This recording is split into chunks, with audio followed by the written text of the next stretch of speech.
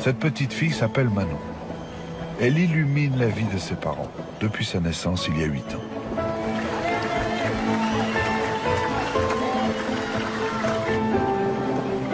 Manon est aujourd'hui une petite fille comme les autres.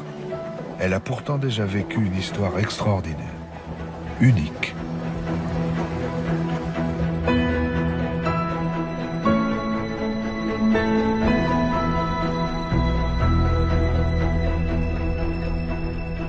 Cette histoire a débuté dans le ventre de sa mère, au cours des quelques mois qui ont précédé sa naissance.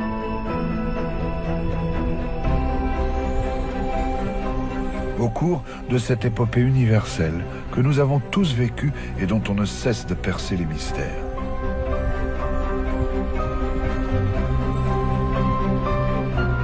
Une cavité utérine en milieu de grossesse, c'est un studio de 30 cm sur 30 sur 30.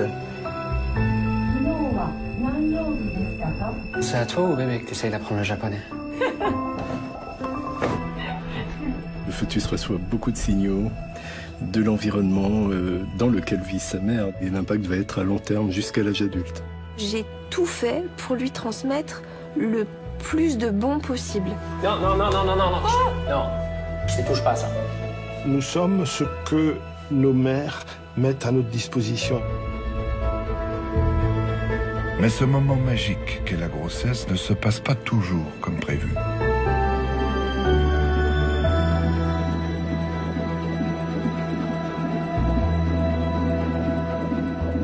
Il y a quelques années, malheureusement, on ne pouvait pas faire grand-chose pour ses enfants. Oui, ben si tu le portais, peut-être que tu réfléchirais différemment aux solutions. Imagine que ce soit de moi que ça vienne.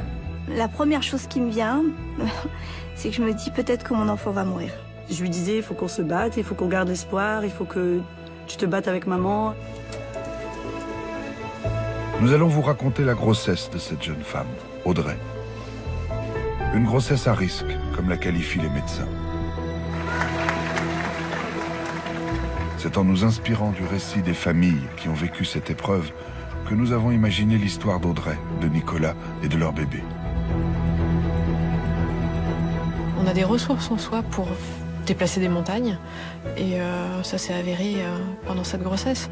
Je crois qu'il aurait manqué un truc essentiel si elle avait pas été là et on est quand même super content qu'elle y soit. En vous racontant l'histoire de ce petit être en devenir, nous allons découvrir que le jour de notre naissance est loin d'être le premier jour de notre vie.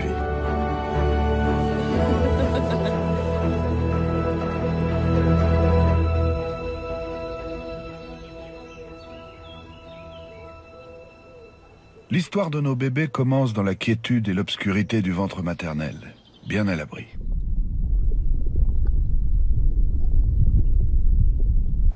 Audrey est enceinte de 5 mois. Elle imagine déjà ce petit être qui grandit dans son ventre. Elle le rêve chaque jour un peu plus. Son bébé, comme un apesanteur, s'agite de plus en plus. En s'adaptant au déplacement de sa mère, il organise sa musculature, découvre son propre corps. Il se prépare déjà à sa vie future. Bonjour Alexandra. Salut. Ça va? Il a bougé? Ah, c'est toi, c'est sûr, c'était pas un gargouille. Hein. C'est bizarre, ça fait un peu alien. Et tu te souviens de ce que disait ma grand-mère? La première fois que le bébé bouge, ce que tu vois toi, sera à l'image de sa vie. Toi, qu'est-ce que t'as vu? Un escargot qui mange les feuilles du figuier. Oui, moi j'étais dans le jardin. Ce sera un aventurier. Ou un critique gastronomique. Un jardinier. Ouais. Ouais. Je sais pas si c'est moi ou si c'est lui, mais votre chantilly me fait très envie. Trop bon. Non, laisse-en-nous un peu quand même. Mais c'est hyper léger, super bon. À 5 mois de grossesse, le fœtus est déjà sensible au goût et aux émotions ressenties par sa mère. Viens, viens, viens.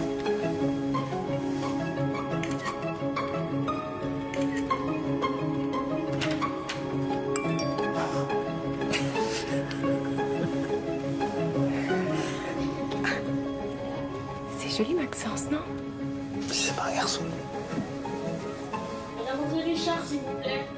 L'échographie du 5e mois est appelée échographie morphologique. Une formalité pour vérifier que le développement du fœtus se déroule normalement.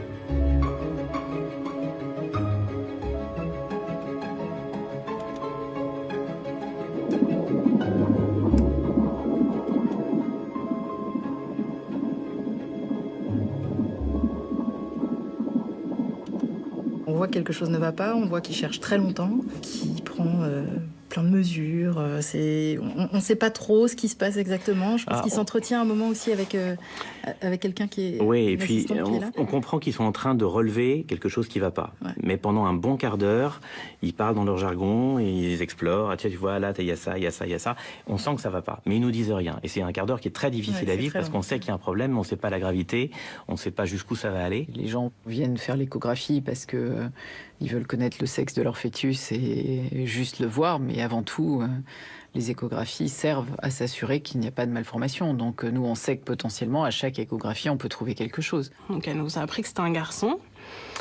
Et ensuite, elle a repris son travail. Elle nous a dit il y a un problème avec le bébé. Comment ça, il y a un problème?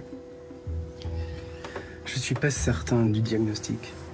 Il faudrait refaire une échographie complémentaire chez un collègue de référence.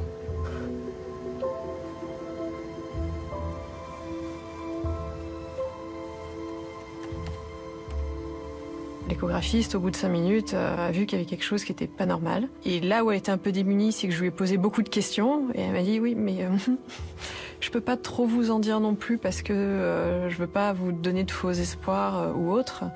Mais on vous prend un rendez-vous de suite pour que vous alliez à Necker. Ou plutôt le rendez-vous, pas après 72 heures. Hein. D'accord. Au revoir. Au revoir. Au revoir. Vous savez où se trouve l'hôpital Bicêtre à Paris? Ah, carrément, faut l'appareil. Oui.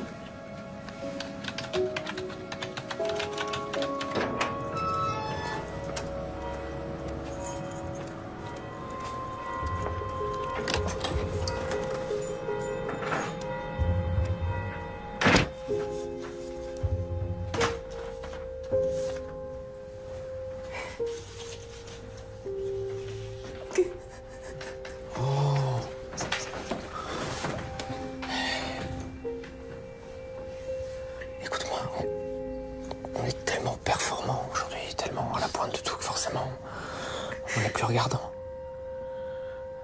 C'est pour se rassurer que les médecins ils font des analyses, là, rien d'autre. Ça va aller.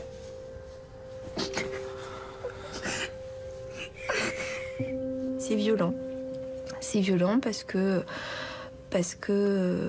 tout s'effondre d'un coup, tout tombe. Vous rentrez avec un bébé qui est en pleine forme, qui bouge, qui fait des bonds, etc. Et je sais pas, j'ai eu mal à réaliser. Je suis sortie de là un peu sonnée. J'ai appelé mon mari de suite parce que c'était, manque de bol, le seul examen où il n'avait pas pu venir de toute la grossesse. Et c'était celui où ça aurait été pas mal qu'il soit là pour le coup. Et oui, là j'ai fondu en larmes. On tombe des nues. Parce qu'on pense pas que notre enfant... Et on pense pas, de toute façon, qu'il peut arriver quelque chose à notre enfant. Une grossesse, c'est pas ça. C'est pas de vivre dans l'optique qu'on va avoir un enfant malade. On dit on va avoir un enfant en bonne santé. Pourquoi j'aurais un enfant malade de toute façon?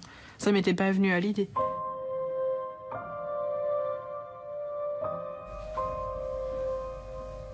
J'ai eu Pauline au téléphone. Elle a jamais passé autant d'écho pendant sa grossesse. Ça veut rien dire, ça, ouais, tu le sais bien.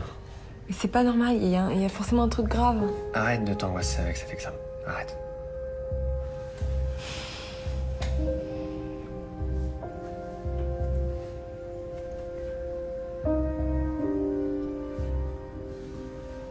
Je veux que t'enlèves les photos que t'as mises sur Facebook. C'est les amis, ça, c'est pas... S'il te plaît. Attends, c'est pas... S'il te plaît, les photos où je suis enceinte. D'accord.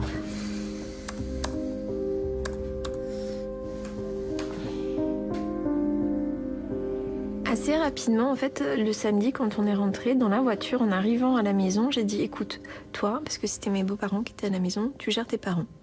Moi, je me gère moi, je gère Noé, je te gère toi, mais moi, je veux pas gérer les autres. Très rapidement, je me suis senti le devoir de devenir égoïste. C'était dur de se prendre tout en face, toute l'émotion des gens, parce qu'on a sa propre émotion à gérer qui est déjà pas évidente, et en plus se prendre celle des autres, c'est un peu violent. Donc on fait le choix effectivement de retenir un maximum d'informations, de se recroqueviller autour de nous-mêmes, avec Martin, avec la famille proche, et on garde ça pour nous. On a essayé d'oublier, mais ça revenait, ça repartait. On se rappelle encore aujourd'hui, c'était un week-end. Ces 3 jours-là, on était pas bien, quoi.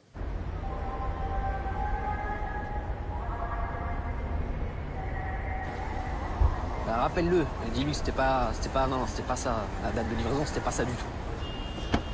Attends, je prends un taxi. Ouais. Merci. Donc, ouais.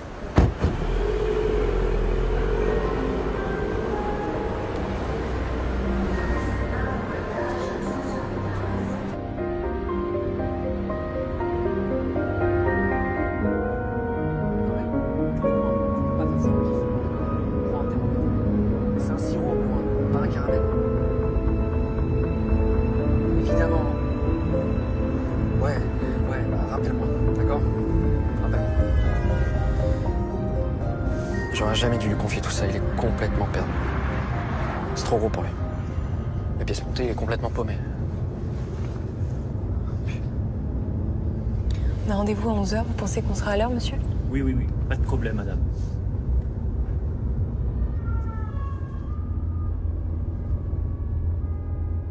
Comme sa mère, le fœtus lui aussi sent que quelque chose a changé. C'est à la fois merveilleux et scientifique. Si petit soit-il, ce petit être perçoit déjà les changements d'humeur de sa mère, ses émotions, ses tressaillements. L'environnement fœtal accompagne le développement. On passe de cellules à un individu absolument fonctionnel et autonome 9 mois plus tard. Donc forcément, toute la vie intra-utérine va conditionner d'une façon très significative tous les événements, notre santé au sens large. Les progrès de la science ont mis en lumière cette incroyable sensibilité du fœtus à tous ces événements vécus par la mère. C'est en étudiant nos gènes, hérités de nos parents au moment de la procréation, qu'ils ont fait ces découvertes. C'est la combinaison de ces gènes qui fait de chacun d'entre nous un être unique. Réunis dans l'ADN, présent dans chacune des cellules de notre corps, nous imaginions cette combinaison immuable. Eh bien non. Depuis 10 ans, des recherches sur le génome humain ont débouché sur de nouvelles connaissances qui constituent des avancées majeures.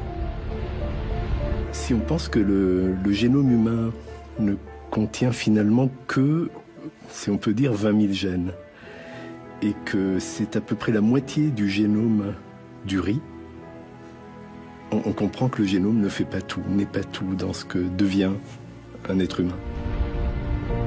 Voilà l'une des découvertes essentielles. Nos gènes sont sensibles à toutes sortes d'événements, qu'ils soient d'ordre physiologique ou émotionnel, et ceci dès la vie intra-utérine. Les scientifiques parlent de l'influence de l'environnement dans l'activation ou non de nos gènes. C'est cette interaction qui va orienter le développement du fœtus, lui donner une trajectoire de vie unique. Cette relation entre le gène et son environnement s'appelle l'épigénétique.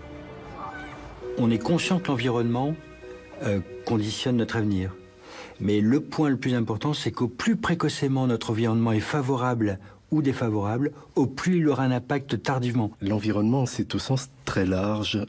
Il y a tout ce que le bébé, le fœtus, va recevoir comme signaux extérieurs, en fait. Cet environnement comprend de la nutrition, mais également le stress éventuel, l'exposition à des contaminants, des facteurs toxiques. Et tous ces facteurs vont avoir une importance particulière durant cette période de développement.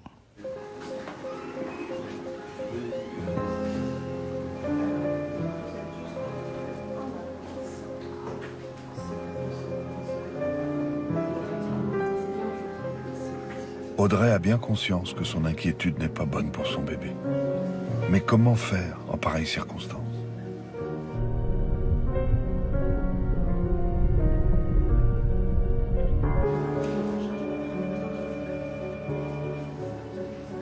C'était... on savait pas trop à quel sens se vouer parce qu'on était dans la salle d'attente avec d'autres couples et on s'est dit, si on est tous là, c'est qu'on a tous un problème. On voit qu'il y a des familles concernées qui sont là pour des IRM ou pour des amniosynthèses, mais il n'y a pas vraiment d'échange. Je pense qu'on est tous aussi recroquevillés sur notre histoire personnelle. J'ai moi-même pas spécialement ressenti le besoin de partager autour de ça. De suite, on nous a fait faire une échographie, mais qui là a duré, je crois, 1h15. Et pendant 1h15, il ne disait rien. Parce que je pense qu'il ne voulait pas non plus trop en dire. Il voulait faire tout le tour, mais vraiment tout le tour, pour être sûr de ce qu'il allait nous dire après.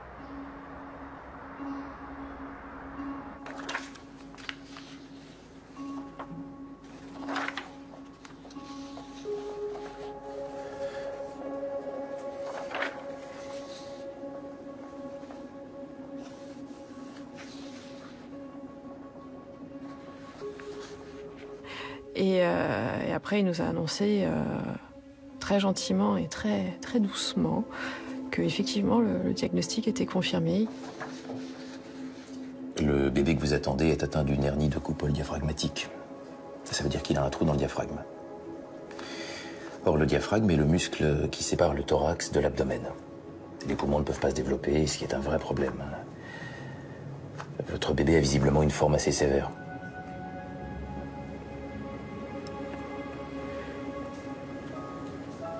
Je comprends rien.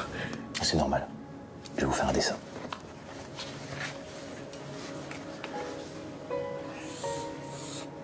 Au moment où le gynécologue nous annonce la malformation, qui a effectivement une hernie diaphragmatique, il chiffre les chances de survie entre 10 et 15%. Il n'y a absolument pas de poumon gauche.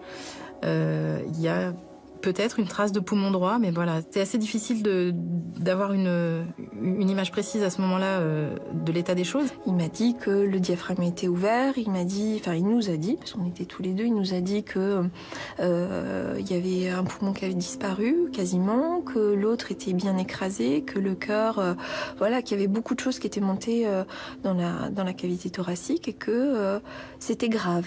J'ai très peur. J'ai très peur parce que je me dis... La première chose qui me vient, c'est que je me dis peut-être que mon enfant va mourir.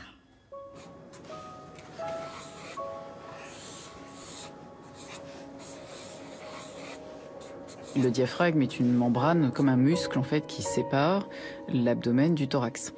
Et donc les enfants qui ont une hernie de coupole diaphragmatique ont un trou dans le diaphragme, soit à gauche, soit à droite, soit exceptionnellement des deux côtés. Et donc les viscères qui sont dans l'abdomen remontent dans le thorax. Et une fois qu'ils sont là, ils vont comprimer les poumons, parce qu'ils vont prendre l'espace disponible, et ils vont pousser les poumons qui, eux, ne vont pas pouvoir se développer. Et ça se solde par un décès ou un handicap très grave.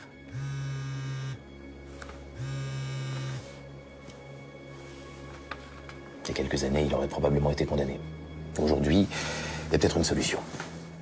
Mais ça n'est pas simple. Il s'agit de rentrer un tube jusqu'à la naissance des deux grosses bronches droite et gauche qui vont aller au poumon droit et au poumon gauche, et de déposer à cet endroit un petit ballon gonflable qu'on va gonfler et laisser là. On bloque leur trachée pour favoriser un surdéveloppement pulmonaire. Donc c'est le principe de ce que a été appelé un plug. C'est cette intervention que vient de proposer le médecin. Et c'est une question de vie ou de mort pour son bébé. Audrey va devoir tenir, s'armer de patience et de confiance dans cette périlleuse médecine de pointe. Une course de fond s'engage pour sauver son bébé. Ce n'est pas une technique miracle, et ça les couples le savent parfaitement bien. On s'adresse pour l'instant à des enfants qui ont des formes sévères, et on va les faire passer d'un groupe où ils ont 30-40% de survie à 60-70. Et donc on les améliore, mais c'est pas miraculeux, il y a encore la moitié qui décède.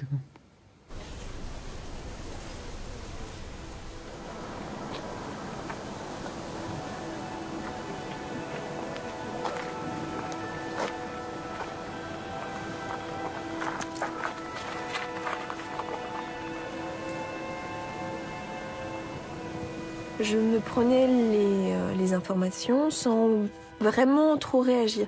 Par contre, le lendemain, je vomissais tripes et boyaux, ça ressortait comme ça. Et après ça, les choses avaient besoin d'être digérées pour pouvoir continuer à cheminer et se dire voilà. La sidération qu'on observe après une annonce, elle est presque systématique. Chacun réagit différemment, chaque parent réagit différemment à une annonce. Globalement, du premier entretien, probablement que 10% de ce qu'on a dit ou expliqué est assimilé. Il faut juste être conscient qu'ils sont sidérés et, encore une fois, que les messages qu'on essaie de faire passer passent au compte-gouttes et sur plusieurs sessions plutôt que d'un coup. C'est grave. J'en étais sûre. Il y a beaucoup de gens comme nous. Il a dit 500 cas par an en France. T'as pas entendu? Je suis désolée, ça ne veut pas rentrer. La première échographie, j'avais demandé, mais vous êtes sûr, il est normal? Et donc, mon gynéco qui me connaissait bien me dit, mais qu'est-ce que tu veux? Tu l'as fait avec amour, ce bébé, de toute façon. Après ça, quand vous êtes a posteriori et que vous entendez qu'il y a une malformation, ce côté fait avec amour, vous le prenez en pleine tête, même si oui, on l'a fait avec amour, mais vous dites, mais oui, mais enfin, ça prend des proportions différentes, les mots a posteriori. Enfin, moi, je me suis sentie quand même fautive. Je me suis dit, mais c'est moi qui le fais, c'est moi qui le porte. Moi, j'ai fait peut-être quelque chose de mal et qui fait que mon fils est malade. On ne sait pas du tout ce qui crée la hernie. On ne peut pas dire qu'il y a un gène responsable des hernies. Et puis pourquoi certaines hernies sont très peu sévères, d'autres beaucoup plus? Pourquoi il y a des droites, des gauches? Ça, personne ne sait répondre. On va s'en sortir, mon ange.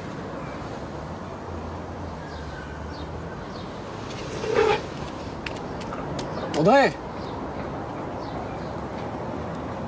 Professeur? Excusez-moi, je sais que c'est plus le moment, mais j'ai oublié de vous demander quelque chose tout à l'heure. Dites-moi. Si c'était votre enfant, qu'est-ce que vous feriez? Écoutez, Madame Richard, je ne peux pas prendre la décision à votre place. Je suis désolé. On a posé cette fameuse question aux médecins. Ils ont dit, nous, on répond pas à ce genre de questions. Et ils veulent pas prendre parti. Ce que je respecte, ce qui est normal. Après, c'est leur position de médecin qui veut ça aussi. Il faut surtout jamais rentrer là-dedans, mais il faut leur expliquer pourquoi. Ce que l'on peut se permettre, c'est la prise de décision partagée. C'est un concept d'éthique médicale qui est particulièrement utile. On se met non pas à sa place, mais on se met à sa portée et on lui donne des éléments de réponse. On ne peut pas, nous, s'engager personnellement dans cette voie-là. Notre rôle, c'est plutôt d'accompagner, d'aider au mieux, mais probablement pas de donner un avis personnel.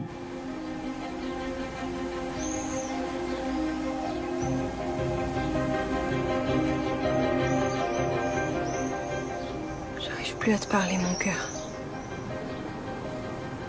J'ai peur d'y croire. Toi, tu bouges plus. Je le sens bien. Je suis sûre que t'as la trouille, toi aussi.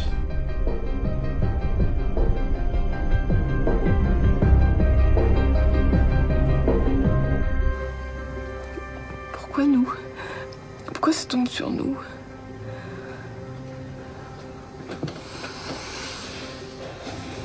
Alors, qu'est-ce qui l'empêche de développer ses petits poumons?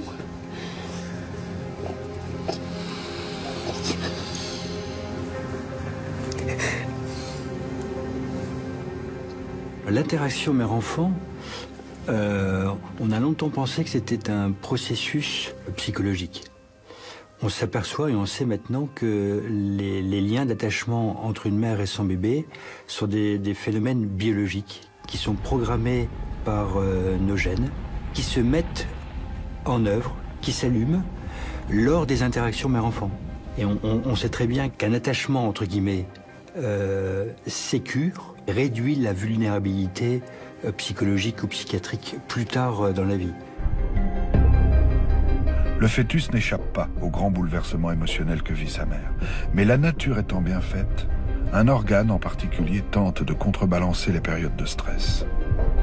Le placenta, qui est bien sûr l'organe principal qui fait le lien entre la maman et le bébé, est équipé à un équipement moléculaire qui lui permet justement d'éviter que les facteurs du stress puissent traverser trop facilement le placenta. Il peut limiter cette traversée et atteindre le fœtus. Bien sûr, le mécanisme ne protège pas complètement, donc éviter le mauvais stress doit être une priorité, surtout s'il est lié à effectivement un phénomène pathologique, à quelque chose qui vient bouleverser une grossesse normale, un projet d'enfant chez des parents.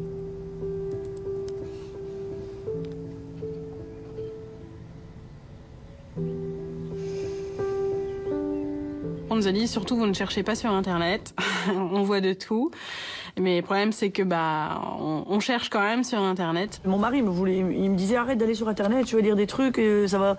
Lui il aimait pas trop, parce qu'il voulait pas que je me bourre un petit peu le crâne avec tout ce que je lisais, parce qu'après ça me travaillait et il voulait pas ça. Il voulait que je sois bien et que je le vive sereinement, quoi. Parce que quand on regarde Intervention in utero sur internet, à ce moment-là, c'est juste apocalyptique. Je me souviens d'avoir lu 50%, qu'il y avait une chance sur deux, il y avait un enfant sur deux qui ne survivait pas à cette malformation. Ça fait partie des choses marquantes, des points marquants au cours de cette grossesse.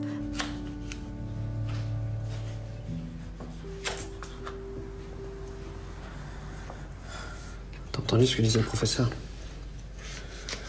Que dans la plupart des cas, une malformation peut en cacher une autre. Et alors? Et alors le bébé peut naître avec des trucs encore plus graves. Oui, mais ils l'auraient vu, ça, non? Ils ont vu pour les poumons et ils peuvent voir pour le reste. Pas forcément. Peut-être que c'est mieux de repartir à zéro. Comment ça? De se dire que de toute façon, on en aura un autre et en bonne santé cette fois. Comment ça? Statistiquement, ça peut pas arriver 2 fois de suite. Tu veux quoi, qu'on le garde pas? Non, je sais pas. Je me pose la question. Alors, à la moindre difficulté, on me jette l'éponge, c'est ça? Puis dans 2 ans, si les choses se passent toujours pas comme tu veux, tu vas te débarrasser de moi aussi, c'est ça? Quoi? Une malformation qui peut en cacher une autre. Qui l'a donné cette malformation, à ton avis? Imagine que ce soit de moi que ça vienne. Attends, on dirait qu'il y a que toi dans cette histoire-là.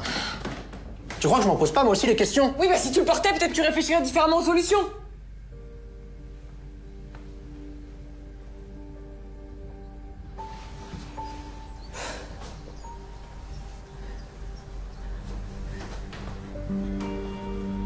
Excuse-moi, je voulais pas. Ne me touche pas.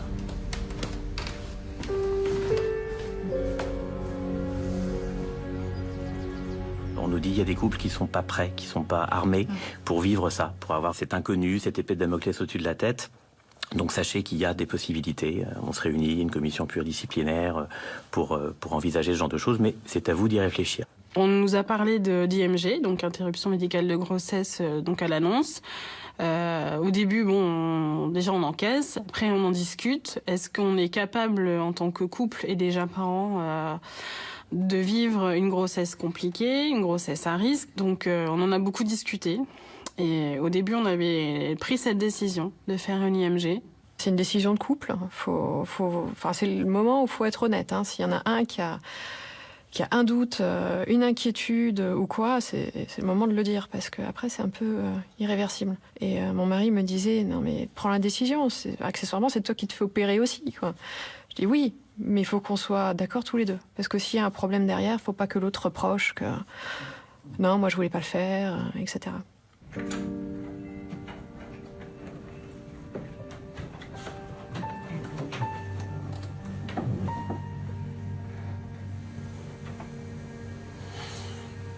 Ce que je veux pas, c'est qu'un jour, pour une raison ou une autre, ils sont au square et puis ils voient un enfant passer et puis il y a un copain qui leur dit tu vois, le petit là-bas, il a été opéré à la naissance, il avait une hernie de coupole et puis on avait dit à ses parents qu'il allait mourir et puis regarde comme il va bien.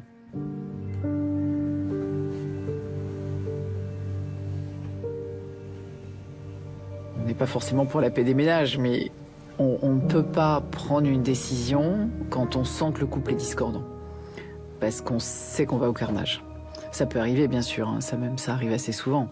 Mais on leur laisse prendre le temps de se mettre d'accord. Que ça parte dans un sens ou dans l'autre.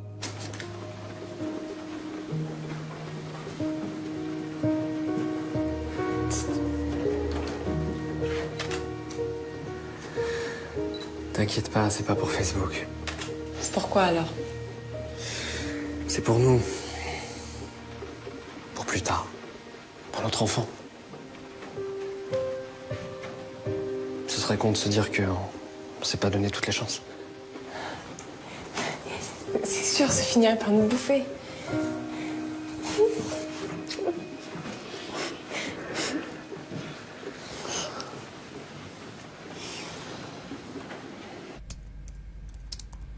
Chers amis, ne m'en veuillez pas si je ne vous appelle pas pour vous donner des nouvelles. Mais il m'est difficile de répéter ce qui m'arrive. Difficile aussi d'entendre l'embarras que cela génère. D'où ce mail collectif. Nous avons décidé de garder le bébé que je porte.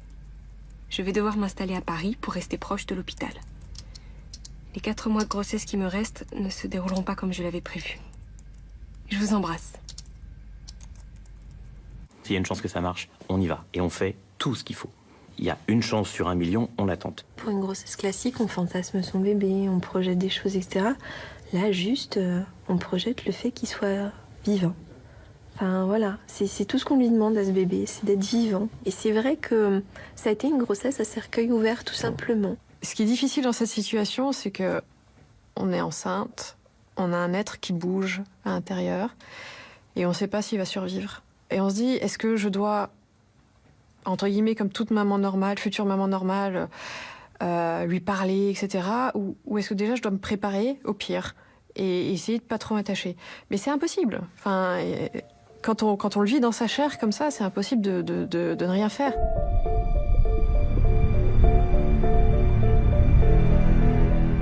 Pendant la grossesse, l'oxygène indispensable à la vie est transmis par le cordon ombilical. Le fœtus ne risque donc rien.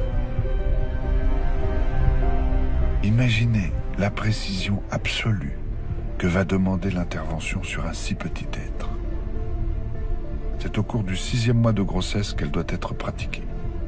Le temps ensuite à ses poumons de se développer normalement. Au début des années 90, à mesure que l'imagerie médicale progresse, des médecins américains cherchent à sauver ces bébés mal formés. Ils décident de tenter des opérations à utérus ouvert, aux résultats discutables, notamment pour la mère. Il y avait déjà pas mal de travaux qui avaient été faits chez le fœtus, hein. Mais à chaque fois avec des risques d'accouchement prématuré quasiment de 100%. Et donc l'idée, c'était, on était obligé de trouver une technique qui était beaucoup moins invasive pour éviter un taux d'accouchement prématuré important.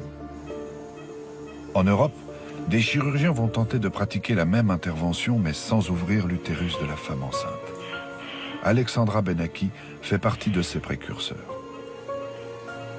En 1997, elle fait ses premières recherches sur des agneaux, un animal dont la trachée est à peu près de même taille que celle du fœtus humain.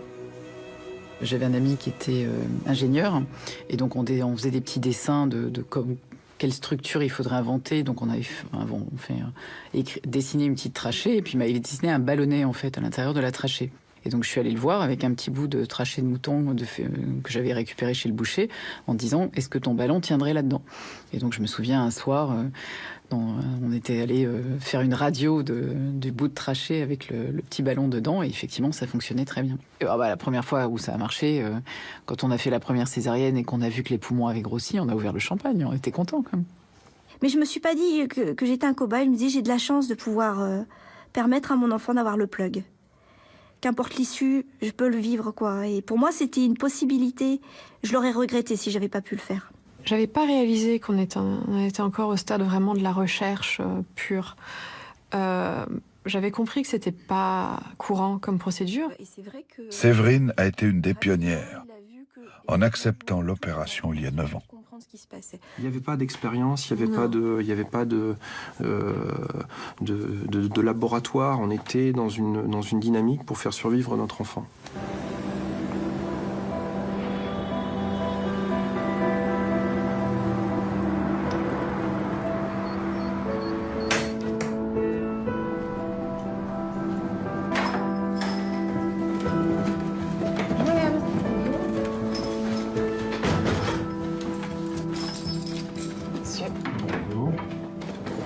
L'intervention doit avoir lieu demain.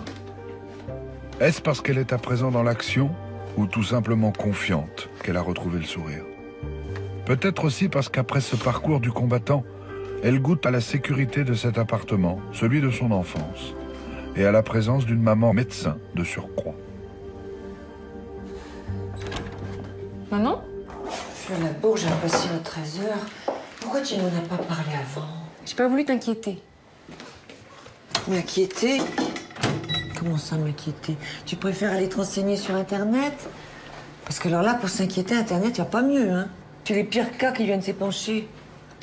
C'est toujours pareil, on parle que des trains qui arrivent en retard. Justement pas, j'ai vu des forums avec des femmes pour qui tout s'est bien passé. Il y en a même qui t'expliquent la médecine avec ce qu'ils ont lu sur les forums. Ça explique pas, ça rassure. Moi, ça me rassure de savoir que je suis pas la seule dans ce cas. Je m'étais toujours mis dans la situation que c'était pas possible que ça se passe mal. C'est un risque, parce que si ça s'était passé mal, là, je pense que je serais tombée de haut. Mais je m'étais vraiment mis dans la dynamique, non, ça ne peut pas mal se passer. J'ai jamais été à l'hôpital de ma vie. J'ai jamais eu de problème, je me suis jamais rien cassé. Jamais été malade plus que ça. Donc, c'était ma première confrontation avec un bloc opératoire. Et on m'avait quand même expliqué un peu comment ça allait se passer, mais j'étais contente qu'on me dise pas tout, parce qu'il y avait... Vaut mieux pas tout savoir.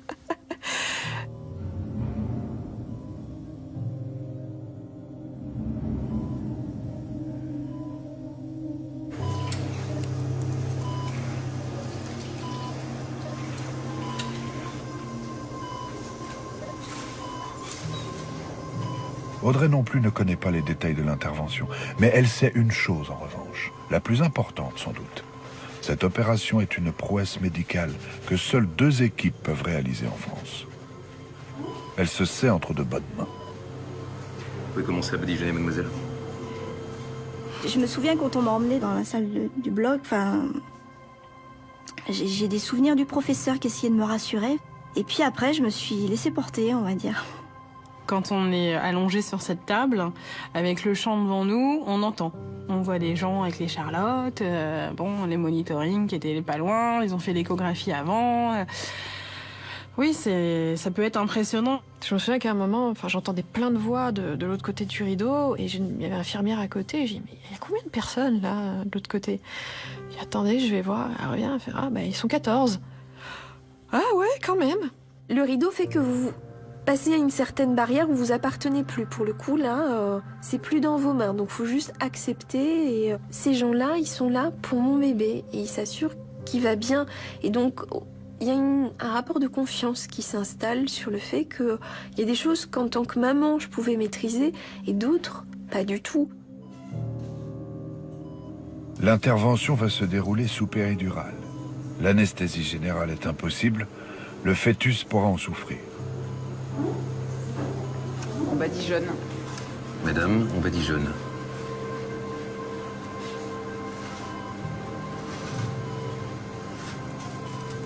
Ça va, madame? Vous allez avoir une sensation de froid, c'est normal. On fait un trou dans l'utérus qui est de 3 mm, pas plus. Le but, c'est de rentrer le moins possible dans l'utérus parce que clairement, c'est pas fait pour. Et que la membrane est comme une feuille continue et que toute altération de cette continuité fait que le liquide coule et qu'on est à risque de faire un accouchement prématuré. Voici ce fameux ballonnet, appelé plug. Un bout de plastique pas plus grand qu'un grain de riz.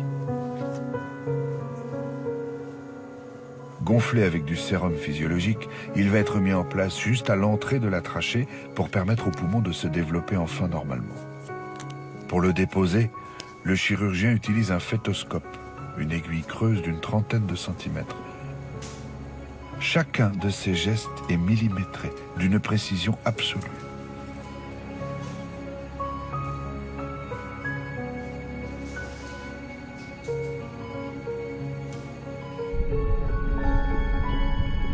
La première étape de l'intervention consiste à endormir le fœtus. En quelques minutes à peine, il se relâche puis s'endort. Il ne sentira rien de la suite de l'intervention. Dans les années 60, on considérait que le nouveau-né était insensible à la douleur. Dans les années 80, cette démarche a été appliquée au fœtus. Donc on faisait des opérations chirurgicales sans anesthésie. Et aujourd'hui, il est inacceptable d'avoir une approche directe, invasive, c'est-à-dire au minimum par une aiguille, du fœtus lui-même, hein, de son intégrité corporelle, sans l'anesthésier au préalable. Clairement, quand on ne l'endort pas assez, quand il dort pas assez profondément, en fait, il pousse le fétoscope.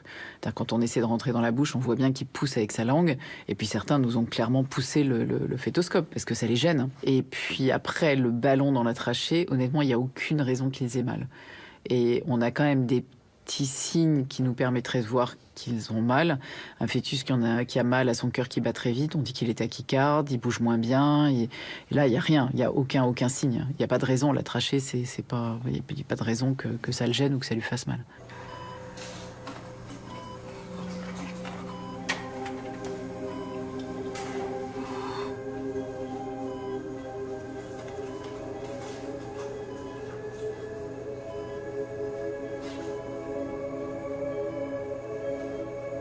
En fait, on se repère à l'échographie pour arriver jusqu'à la bouche.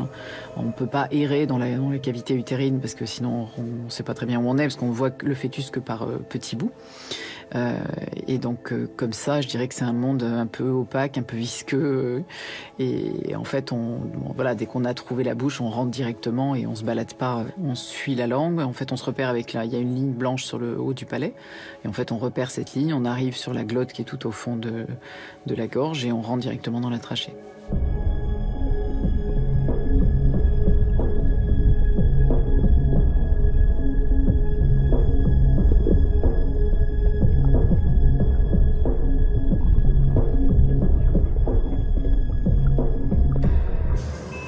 Ça va, madame? Je vais placer le petit ballon.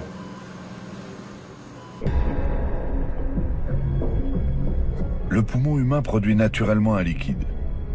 Une fois le ballonnet placé, ce liquide y reste, bloqué. La pression ainsi exercée gonfle mécaniquement le poumon.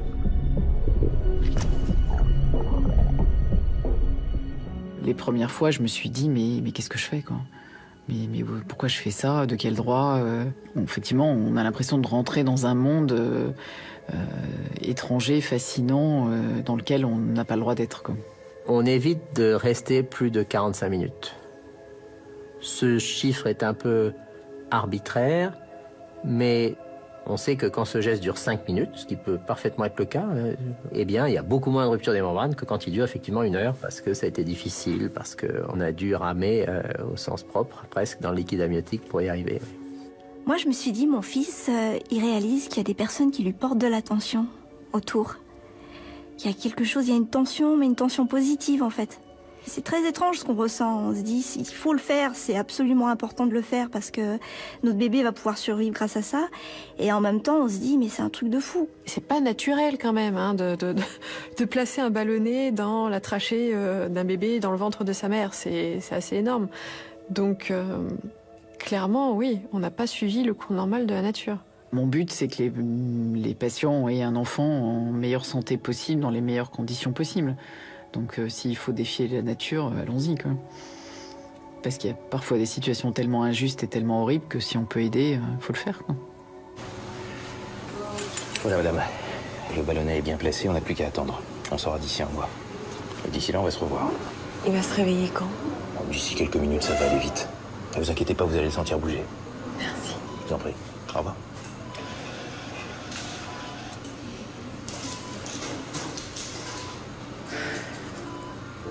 Chers tous, merci pour vos messages de soutien. L'intervention s'est bien passée. J'ai eu la sensation d'être en apnée durant 5 minutes. Une éternité. J'avais peur de bouger. Franchement, je ne me savais pas capable de rester si calme. Moi qui ai peur de tout. Des seringues, de la moindre intervention. Il faut dire qu'en ce moment, je ne suis plus à moi. Je suis à mon bébé.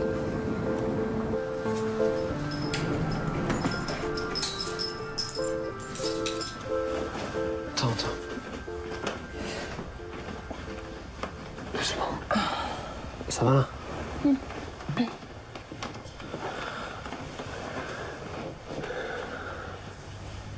Maintenant, tu bouges plus. D'accord. Tu restes avec moi.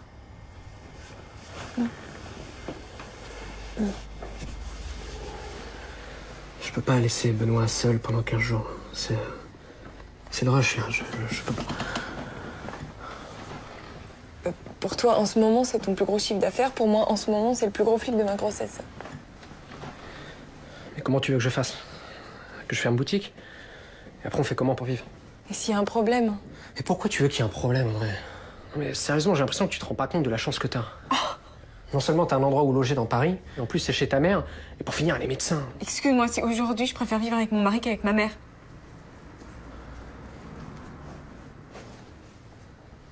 Oui, nous, il y a eu des moments d'explosion, mais on a communiqué, on s'est fait aider. Et ça crée des angoisses encore aujourd'hui. Hein. J'avais peur de trop bouger parce que je me disais si je bouge trop après l'opération, ça va être compliqué pour notre fils. Enfin, donc du coup, c'était difficile. Ça a été difficile parce que j'étais seule, ma fille était avec son père ou alors chez sa grand-mère sur Tours. Ça nous a un peu disloqués. La famille était un peu à droite à gauche. Ça nous a séparés, oui. Mais on nous avait prévenu à l'annonce que quand on avait une annonce de diagnostic compliquée, il y a beaucoup de couples qui se séparaient. On s'était dit mais non, ça arrivera aux autres. Et bon, après, chacun fait son chemin. On fait ce qu'on peut, mais des fois, vaut mieux être seul, quoi.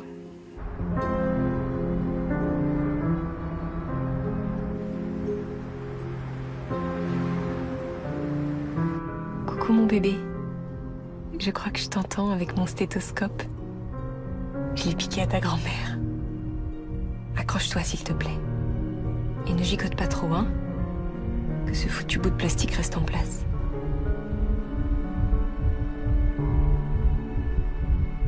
À partir du moment où on fait cette pose de plug, on se sent acteur. Enfin, on n'est plus seulement en train de subir cette malformation, on est en train d'agir contre elle et on est en train de mettre toutes les chances de notre côté. Ça nous soulage beaucoup en fait de dire ça y est, on n'est plus juste en train de subir, on fait des choses et on avance dans le bon sens. Oui, c'est moi. Attends, écoute. Bouge pas, écoute.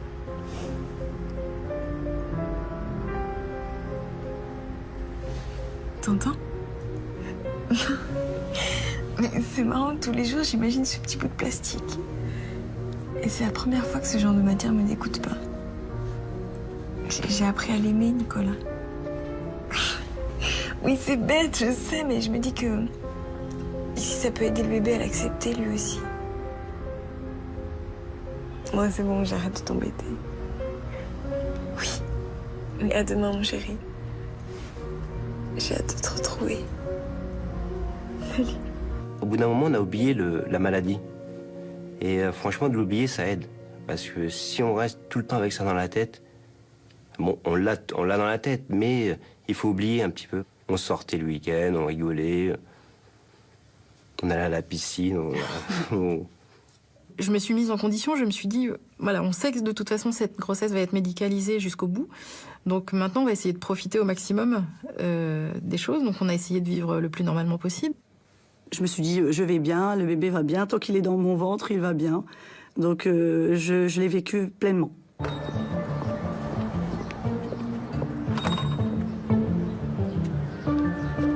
Trois semaines se sont écoulées depuis l'intervention. Tout va bien. La jeune maman a même retrouvé un semblant de liberté et d'insouciance. Je viens de voir un petit se jeter sur son éclair, j'aurais arraché des mains. Non. Non, je touche pas à ça. Mais... Non. C'est bizarre parce qu'avant, j'étais plus salée. Non. Mais allez. Non. Comme sa mère, visiblement, il apprécie le chocolat. Au 7e mois de grossesse, ses papilles sont formées. Il est capable de percevoir les saveurs qui passent par le liquide amniotique. Il en boit près d'1 litre quotidiennement et partage donc les repas de sa mère. On a pu montrer que le fait d'introduire des goûts sucrés dans le liquide amniotique augmente le nombre de récepteurs au sucré et développe l'appétence au sucré chez le nouveau-né. Donc il y a clairement une part d'acquis prénatal. On a même des travaux qui montrent que des mémoires acquises in utero favorisent l'acceptation de certains plats au moment où les enfants passent à l'alimentation non lactée. Donc il y a des effets très très durables de cette exposition précoce. Ces effets ne se limitent pas à une éducation au goût. On a découvert que l'alimentation de la mère et ses carences éventuelles pouvaient aussi avoir une incidence sur la santé future du bébé. Je prendrais juste un exemple qui illustre bien cet effet-là, c'est la vitamine D. Le fait d'avoir un déficit en vitamine D pendant la grossesse, donc pendant quelques mois pendant la grossesse, augmente le risque allergique. L'allergie, c'est une pathologie qui explose, qui devient de plus en plus fréquente. Il y a plus de pathologies métaboliques plus tard dans la vie lorsqu'il y a un déficit en vitamine D pendant la grossesse.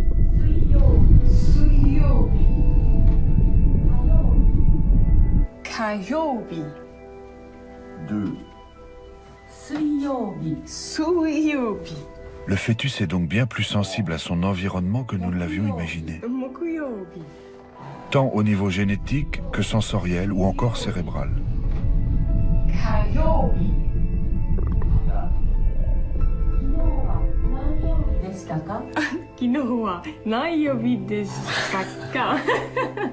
Juste une question, c'est à toi ou au bébé que tu essayes d'apprendre le japonais là?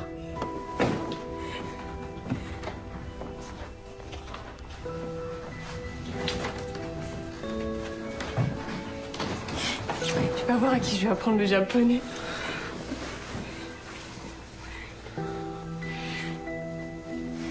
Spontanément, le fœtus apprend. Le cerveau se développe parce qu'il apprend.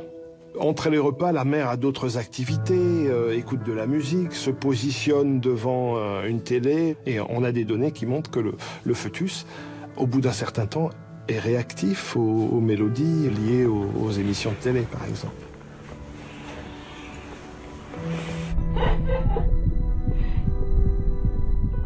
Plus fascinant encore, on le sait aussi désormais, le fœtus à ce stade de son développement est capable d'interpréter certains sons et de percevoir l'état d'esprit de sa mère au moment où il les entend. Il y a des éléments qui indiquent que le fœtus est réactif à certains aspects de la vocalisation maternelle et au contenu potentiellement émotionnel de la voix maternelle. Donc il y a des capacités de différenciation d'une voix joyeuse et d'une voix plutôt triste. Toutes ces marques sont retenues et sont intégrées. C'est dans ce sens-là que le cerveau fœtal est déjà acculturé. En somme, même quand on pense qu'il dort, ce petit être en devenir stocke inconsciemment dans sa mémoire tous les événements dont il est le témoin. Une découverte fabuleuse.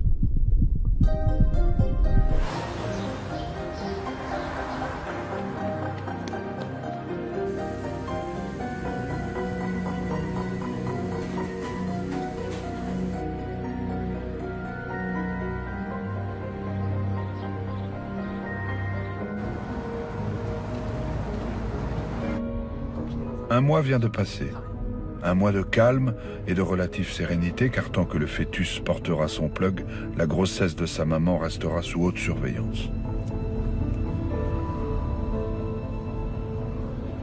À partir du moment où on me disait les poumons grossissent et ça se passe bien, le reste, j'avais pas envie de le savoir, j'avais pas envie de calculer quoi que ce soit. Là. Je le vivais pas très bien, tous ces examens, j'arrivais pas à tout saisir de ce que ça pouvait jouer en fait. Même si on me l'expliquait bien, je le comprenais bien, mais émotionnellement, c'était pas simple pour moi. Psychologiquement, il faut vraiment être forte. Je me suis dit, il faut que je réussisse. Il faut qu'on arrive à passer, j'arrive à passer au-dessus de tout ça. Moi, j'attendais ces échographies avec impatience parce que ça permettait de voir l'évolution, que j'espérais positive à chaque fois. On voulait voir aussi s'il grossissait bien, s'il grandissait bien, parce qu'on se disait, plus il sera gros, plus il sera grand, plus il sera fort.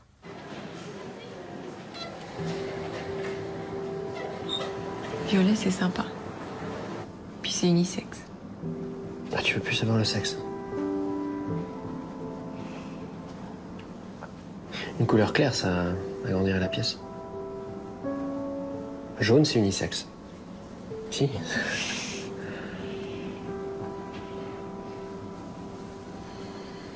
Pourquoi tu me prends plus en photo?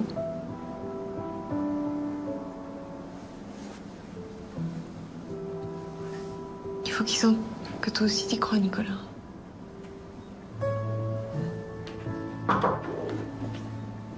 Bonjour, Madame Richard. Bonjour. Monsieur Richard. Bonjour. Alors, si vous voulez bien soulever votre t-shirt.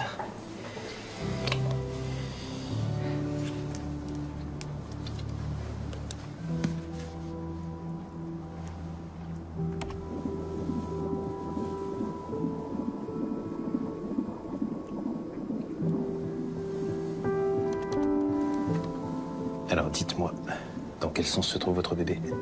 Aucune idée. À votre avis? Non, vraiment, je sais pas. Ces derniers temps, je le sens pas beaucoup bouger. Dites quand même. Je dirais que la tête est là.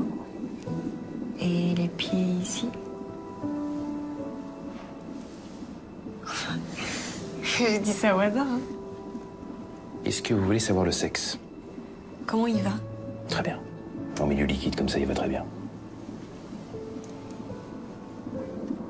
C'est essentiel pour les médecins qui vont accompagner cette maman de préserver les interactions mère-enfant. Il faut surtout éviter de casser l'image du bébé. La malformation hernie diaphragmatique, c'est une malformation du diaphragme, point. La qualité de vie d'un enfant porteur de ces difficultés dépend beaucoup moins des difficultés que présente l'enfant que de la façon dont les parents acceptent ces difficultés, intègrent ces difficultés. Relâchez bien le visage, l'espace entre les sourcils et le front. Prenez conscience de votre souffle.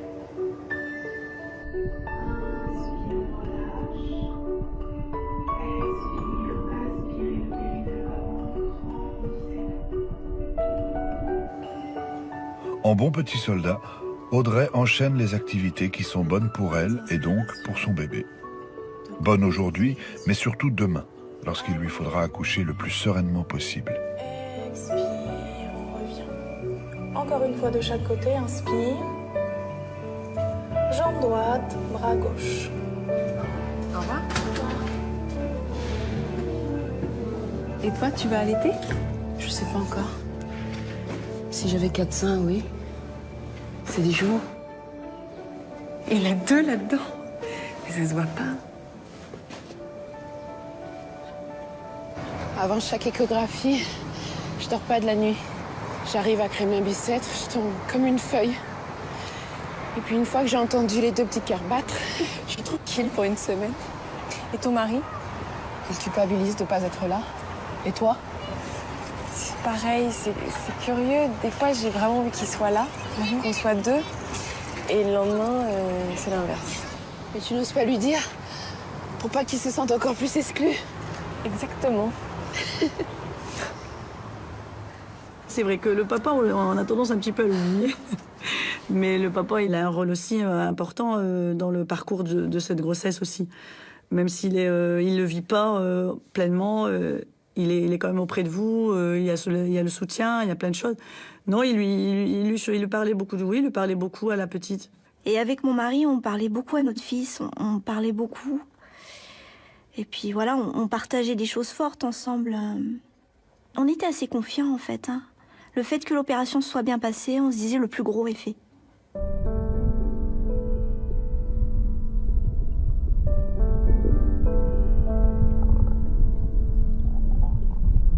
C'est papa. Et t'as dit combien de mois? Hé, c'est papa. Oh.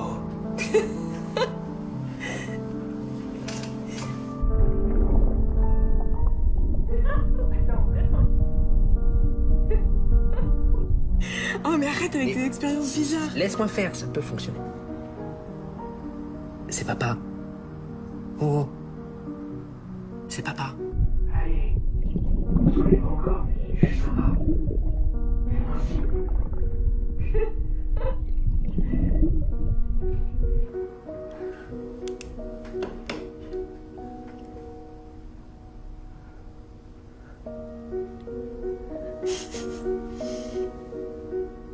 C'est papa.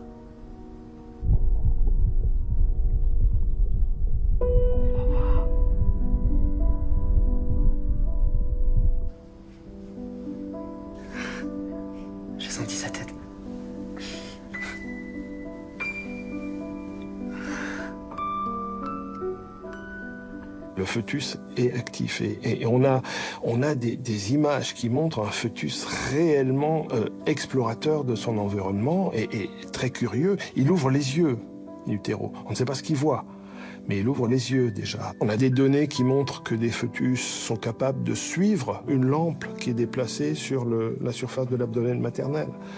Donc là, la vision aussi, dans les dernières semaines de gestation, pourrait apporter des éléments de stimulation au cerveau en cours de développement.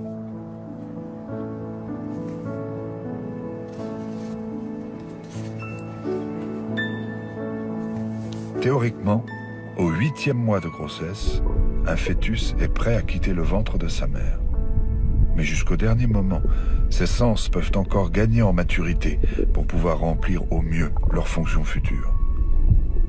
Un peu à l'image des poumons, dont la croissance reste l'objet de toutes les attentions. Votre bébé se porte aussi bien que possible. Les choses se déroulent comme prévu. Est-ce que vous souhaitez rencontrer une psychologue? Pour ce type de grossesse, les parents éprouvent souvent le besoin de s'exprimer. On parle, Nicolas et moi, on n'a pas besoin de psy. C'est vous qui voyez. Sachez que c'est possible au besoin. On se voit la semaine prochaine. Ça nous a plutôt rapprochés et renforcés, parce que vraiment, on a fait front. On a été très unis par rapport à tout ce parcours médical, et très complémentaires. Même si on est forts tous les deux, j'avais besoin de lui pour craquer et pour me soutenir de temps en temps, parce que, j'aurais même pas imaginé vivre cette grossesse seule. C'est pas le temps de détruire, c'est le temps, au contraire, de construire différemment, mais de construire. Et de faire une expérience de quelque chose de très dur. On a eu de la chance en plus d'avoir un dénouement heureux, mais d'en faire une force. Cette expérience-là, a posteriori, bien sûr, pas quand vous le vivez, mais nous, ça a été une vraie richesse.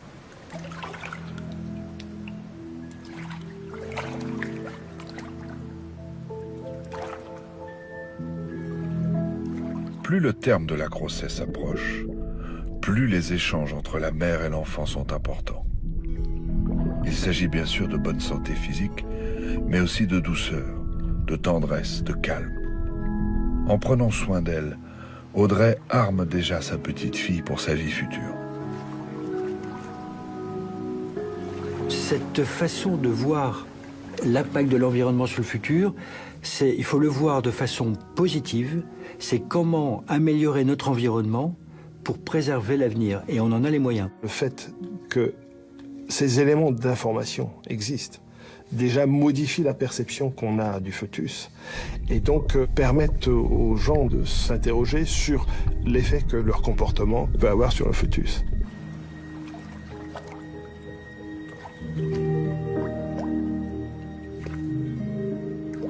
Ça fait longtemps qu'on sait que l'activité physique pendant la grossesse réduit les complications de la grossesse. Et puis, progressivement, on s'est rendu compte qu'il y avait un bénéfice ultérieur pour l'enfant. L'activité physique pendant la grossesse produit chez le fœtus des facteurs de croissance cérébraux qui vont améliorer le développement cérébral, notamment dans des zones très importantes de notre fonctionnement qui est l'hippocampe. L'hippocampe, c'est la zone de la mémoire, de la mémorisation. C'est la zone des émotions.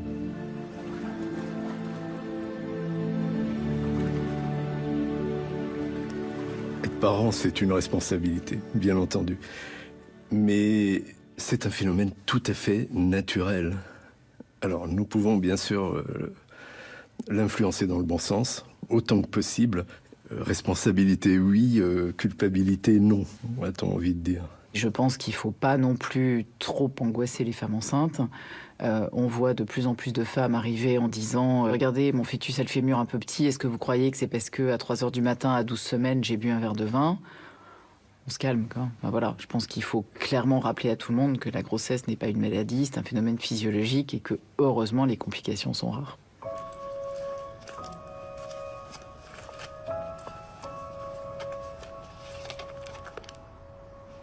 C'était quand, ça? Donc, je sais plus, 78 ou 79. Bah, j'étais pas là encore. Pourquoi il touche ton ventre, papa? T'es sûr? Arrête, tu vois bien.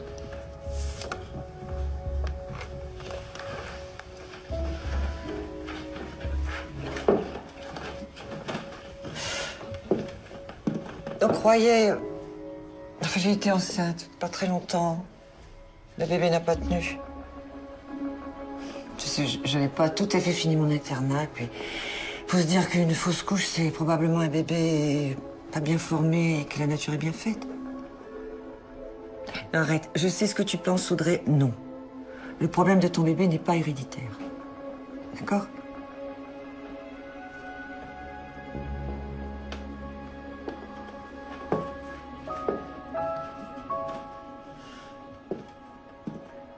Au fur et à mesure de leur découverte sur l'influence de l'environnement sur nos gènes, les scientifiques ont fait une découverte plus troublante encore. Ils ont mis en lumière que cette influence était transmissible aux générations suivantes. Ils l'ont compris en s'intéressant à un moment précis de la Seconde Guerre mondiale. En 1944, les Allemands assiègent une région entière de Hollande et y provoquent une terrible famine. Pendant des mois, les habitants doivent subsister avec 4 fois moins de calories qu'en temps normal. Des études scientifiques ont mis en évidence que ces événements tragiques ont marqué durablement les gènes des femmes enceintes. Le fait d'avoir été exposé à une sous-nutrition génère des dérèglements cérébraux.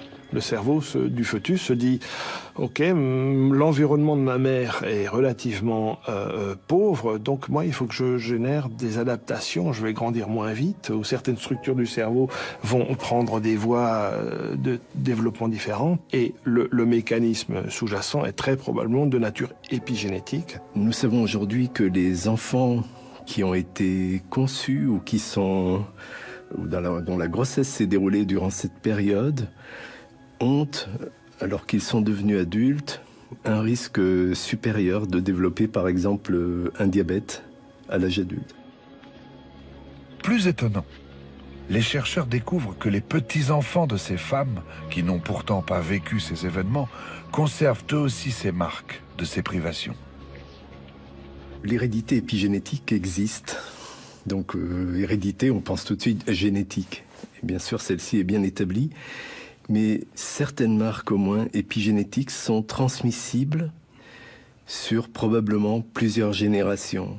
C'est uniquement ces marques épigénétiques qui régulent le niveau d'expression du gène, qui reste normal, qui peuvent être transmises.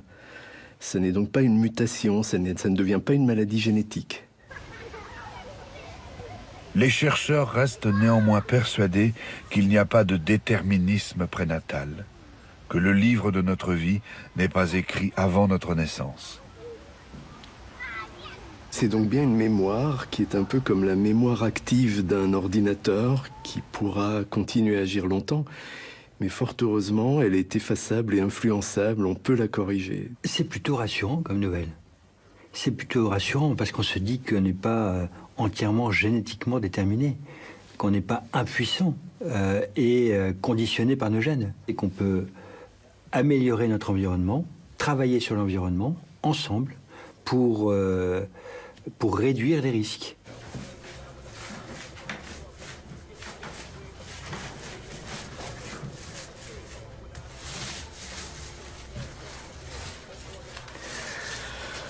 Anatole. Maxence. Elliot. Roger. Roger. Et si c'est une fille? Manon. Manon.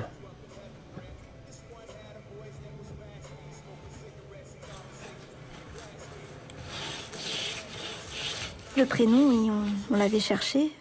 On l'avait déjà en tête, en fait. Après, la chambre, non. Non, on n'avait pas envie de faire la chambre, on n'avait pas envie d'acheter des vêtements. On craignait trop, en fait, qu'il se passe quoi que ce soit et... On a demandé à nos proches de ne rien nous offrir. S'ils voulaient acheter des choses, de les garder pour eux, qu'on ne voulait pas les avoir chez nous.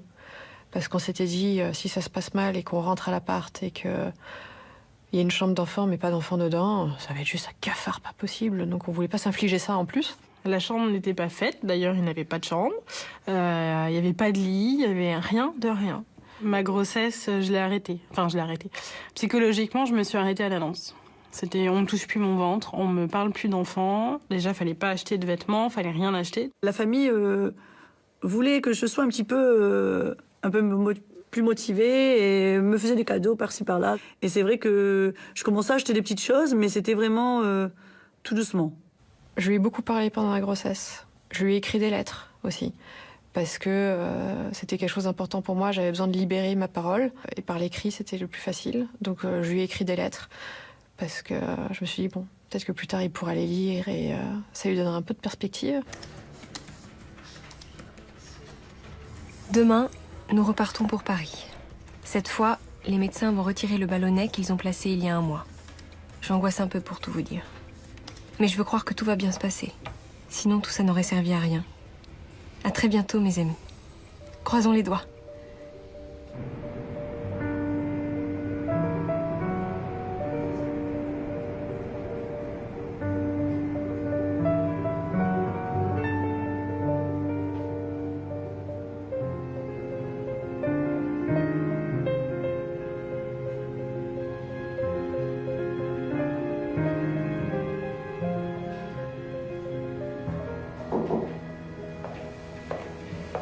Tout s'est bien passé. Votre bébé se porte bien. C'est une affaire qui roule, Audrey. Et félicitations, c'est en grande partie grâce à vous. Bon, bah maintenant, il va falloir se reposer et bien profiter de ces dernières semaines de grossesse. Je vous laisse. Merci.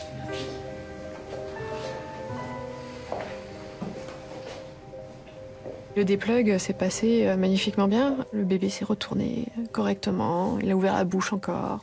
Ça a été retiré. En 10 minutes, c'était réglé et c'était parti pour la salle de réveil, quoi. Il avait donc 30% de capacité pulmonaire à l'annonce du diagnostic. Et à la fin, quand ils ont enlevé le plug, donc à 34 semaines de grossesse, on était à 67,8%. Donc on peut dire que le plug a bien fonctionné sur mon fils. Par contre, ce qu'on nous avait dit, c'est qu'on ne savait pas si le poumon qui grossissait était un poumon de bonne qualité. Si c'était un poumon qui allait pouvoir fonctionner correctement, faire les échanges gazeux et pouvoir respirer, en fait. Il y a aussi la petite inquiétude de savoir est-ce que l'évolution des poumons restera aussi favorable après le retrait du plug que si en 10 jours, ça va pas de nouveau se faire écraser. Enfin, quel cas, c'est aussi un risque. Mais en même temps, voilà. C'est toujours super. Cette étape, elle est validée. Mais...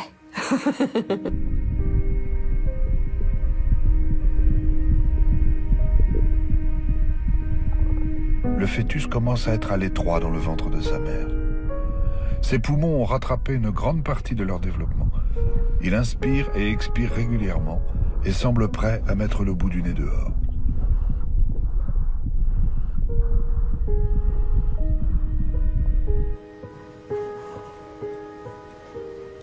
Chers tous, ça y est, je peux me lever et reprendre une vie normale.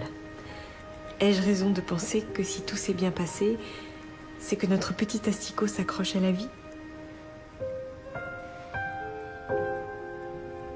Pour une pathologie comme la hernie, il y a toujours un risque d'accouchement prématuré, mais c'est sûr qu'on se dit que si la patiente accouche, on est déjà à 34 semaines, les chances que le bébé aille bien sont importantes, mais il faut vraiment éviter qu'elles accouchent avant 35 semaines. Le professeur Benaki, plusieurs fois me disait surtout faites attention, faut pas accoucher avant, etc. Et je lui disais mais non, c'est vous qui le déclencherez. J'étais intimement persuadée que de toute façon je l'amènerais au bout. Après ça, au bout, c'est à lui après de faire son chemin et de faire avec ce que j'avais pu lui transmettre et lui donner comme force et comme bon. Ces grossesses qui ont été médicalement intensivement soutenues, voilà, moi je suis pour une programmation de l'accouchement dans le centre qui doit les prendre en charge et une voie d'accouchement qui est effectivement très souvent une césarienne. Je m'étais projetée en me disant que j'accoucherais à Lyon. Les professeurs m'avaient dit que c'était pas idéal de faire ça, qu'a priori j'accoucherais certainement à Crémelin-Bicêtre. Et là c'était juste l'enfer pour moi d'y penser.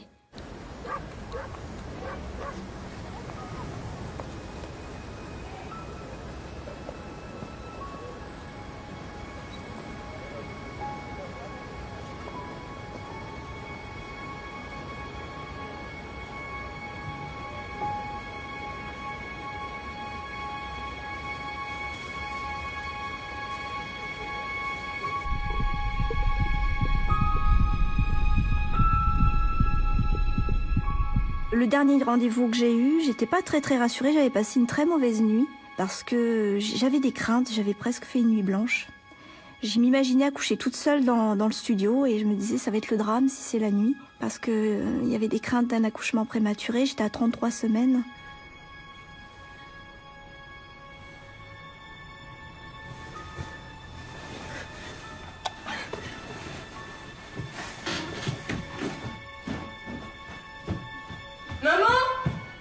Maman, il bouge plus.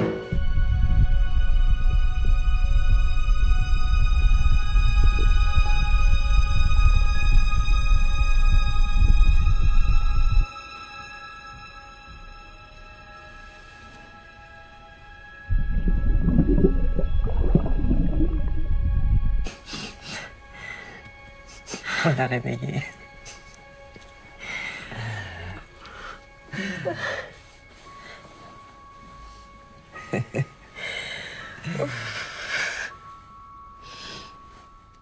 On a plein de bonnes nouvelles, donc forcément on a envie de se battre encore plus. Et en même temps, il faut savoir rester parfaitement maître de soi et ne pas s'enflammer en se disant ça y est, on a gagné, parce qu'on n'a jamais vraiment gagné. C'est une lutte qui ne fait que commencer, et chaque étape, même quand elle est réussie, n'est qu'une ouverture vers une autre étape qu'il va falloir gérer à ce moment-là. Franchement, jusqu'à l'accouchement, je me suis ménagée, j'ai vraiment profité. Je me dis, je ne fais plus rien. J'ai pas envie de risquer d'accoucher involontaire. Je continue à vivre, la vie elle continue, mais je faisais pas mes carreaux, je faisais pas le ménage du printemps. Il y a un retour un peu vers une grossesse entre guillemets normale à ce moment-là. Voilà, c'est-à-dire que on sait qu'il n'y a plus qu'une dizaine de jours. Globalement, c'était à peu près ça, parce que c'était fin mai ou début juin, je crois. Oui, c'est à peu près. Il n'y a plus qu'une dizaine de jours et ça y est, c'est maintenant, ça va arriver. Voilà. Donc maintenant, mon fils est à peu près sur les mêmes rails que les autres, et ben on va voir. Ouais. C'est un soulagement. C'est un soulagement. Expire, on relâche. Inspire. 22 minutes. Ça me lance jusque dans le dos maintenant. Je vais l'amener. Qu'est-ce qui se passe? T'as des contractions? Tous les combien? La dernière, c'était il y a 22 minutes. Ah, c'est bon, vous avez le temps. Non, faut pas traîner, elle peut pas coucher n'importe où. C'est pour laquelle? Allez, on va y aller, on respire avant et on se détend. D'accord? Ça va aller. Mon mari est toujours pas là? Pas encore, non. Ne vous inquiétez pas, tout va bien se passer. Détendez-vous, de toute façon, je suis là. Bon, je vous présente le docteur Boutin. Bonjour, madame. C'est elle qui va prendre en charge votre enfant.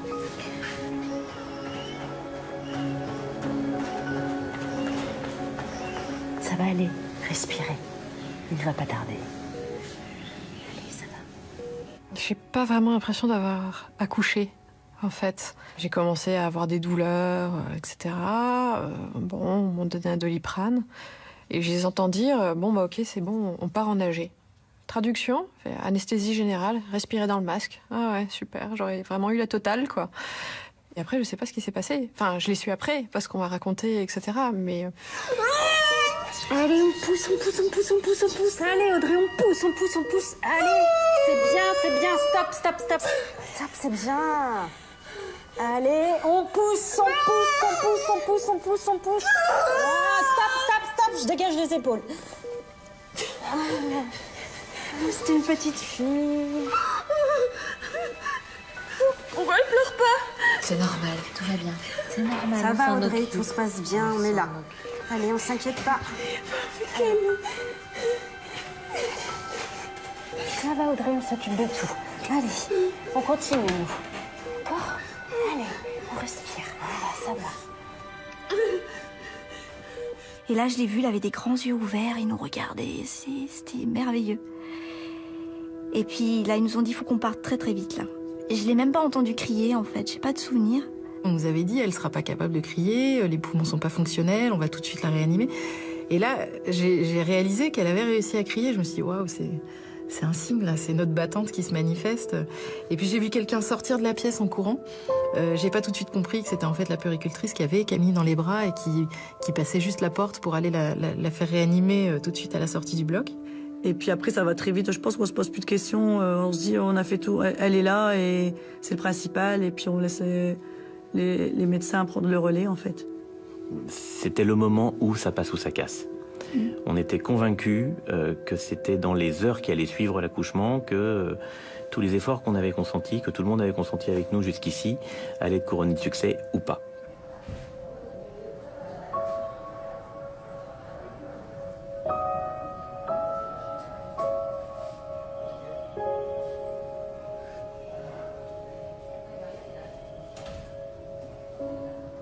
J'avais le professeur Ville qui me tenait le bras et qui me disait « c'est bon, ça s'est bien passé, il est né ».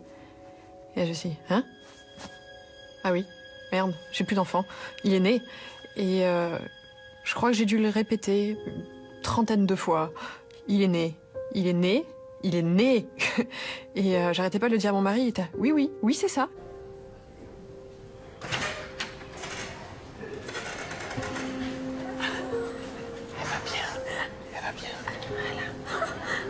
Je vais laisser, je reviens.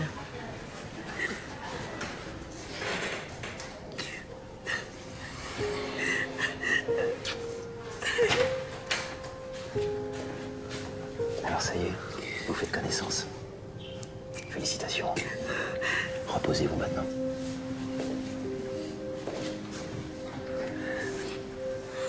Cette petite fille s'appelle donc Manon.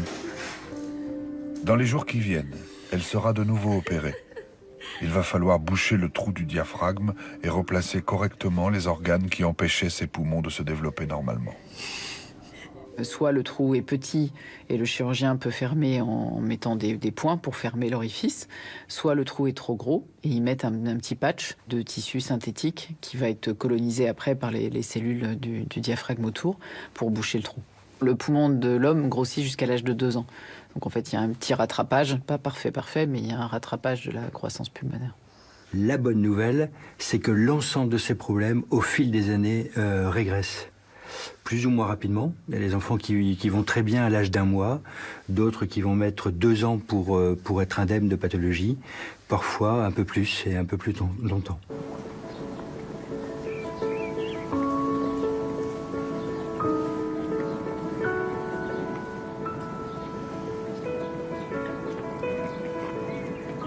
Je suis vraiment admirative de ces femmes qui acceptent de passer par tout ça, quoi.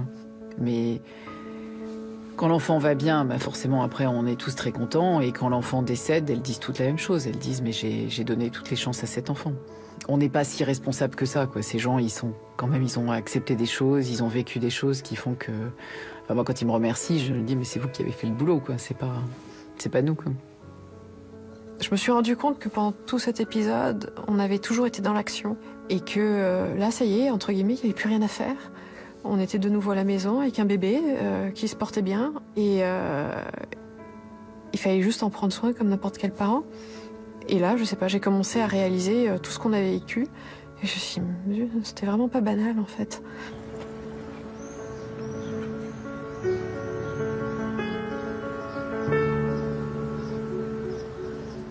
Ce bébé-là, en fait, on s'est rendu compte au bout d'un moment qu'on allait sortir avec finalement et qu'il fallait vite se dépêcher de lui faire un coin à la maison parce que on n'avait pas le lit, parce que on avait bien un berceau dans lequel on avait accueilli sa sœur, mais il était trop gros pour entrer dans ce berceau-là. Et effectivement, au bout d'un moment, on se dit, bah oui, on va rentrer avec, ça y est.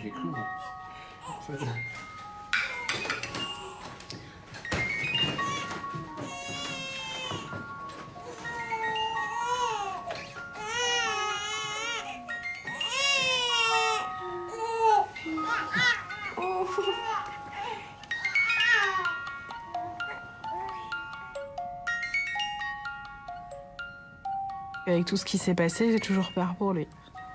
Un jour, ça s'arrêtera. Hein. Il me dira, la maman, lâche-moi. Pour l'instant, c'est pas le cas, parce qu'il n'a que 3 ans. Mais un jour, ouais, il me dira, lâche-moi les baskets, je vais bien. Ewen est rentré chez lui à l'âge de 3 mois. Ses poumons se sont développés et sa respiration est normale. Après avoir eu de grandes difficultés pour s'alimenter durant les premiers mois de sa vie, Camille est scolarisée tout à fait normalement. On n'a pas la mémoire courte, on n'oublie pas, mais on n'y pense plus. Lors de notre entretien avec Nassira, sa petite fille était encore en réanimation. Son état de santé s'est depuis amélioré. Elle est sortie de l'hôpital. Le bébé de Séverine est décédé, quelques jours après sa naissance. Depuis, elle est de nouveau maman d'une petite fille qui la comble de bonheur. Je crois que je referai tout de la même manière. Oh, je le referai. Je referai le plug. Balian, lui, a été opéré il y a 9 ans maintenant. Une éternité pour sa famille.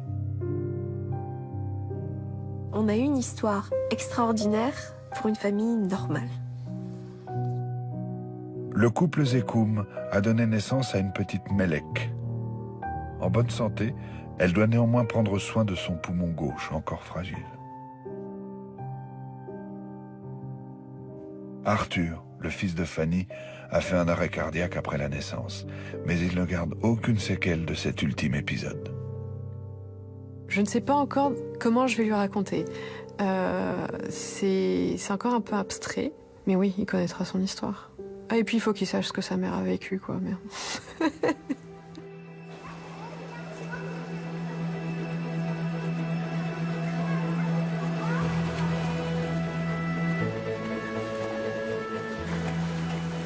L'insatiable curiosité que génère la vie intra-utérine change peu à peu la perception que nous avons du fœtus. Les enfants restent encore des énigmes lumineuses. Mais nous commençons, petit à petit, à comprendre comment cette odyssée de 9 mois oriente leur vie, la façonne bien plus que tout ce que l'on pouvait imaginer.